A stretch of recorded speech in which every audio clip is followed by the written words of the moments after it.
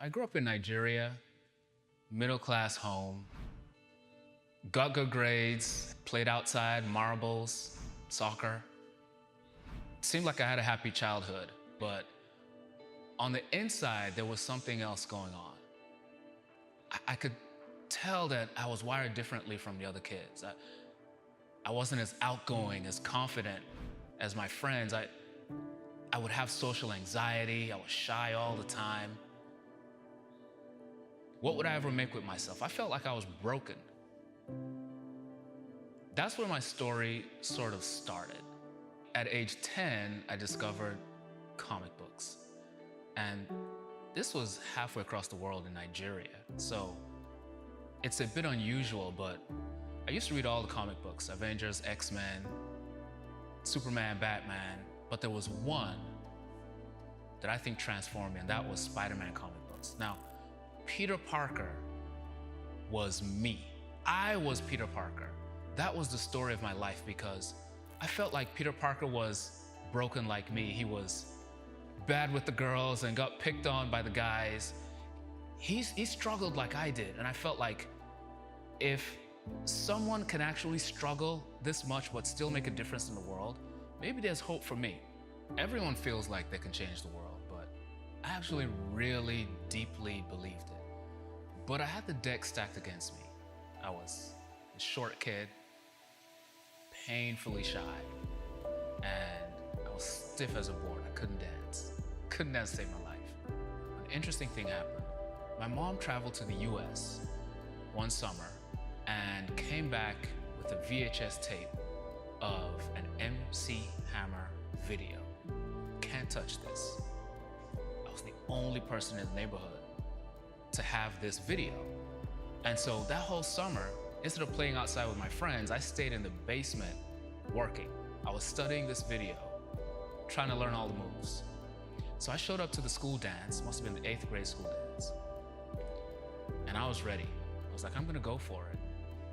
So this was my very first time dancing with a young lady. Song comes on, I walk across the dance floor, ask this cute young lady to dance. She says yes. So I strut out to the middle of the dance floor and I start to put the moves on. I'm doing the running man. I'm doing the spins. I'm doing it all. And for the crescendo, I actually did it. Yep. The Chinese typewriter. I mean, it was awesome. It was everything I ever could have dreamed of. And the crowd did not go wild. Matter of fact, the guy playing the music stopped the music, and everybody just stood there, mouths open, looking at me. See, nobody told a socially awkward kid that you don't do fast moves to a slow song. And so that sent me right back to the bottom of the social totem pole. 8th grade was tough after that. 8th grade was pretty tough. Now, after high school, I actually got to travel all the way to America to go to Morehouse College in Atlanta, Georgia.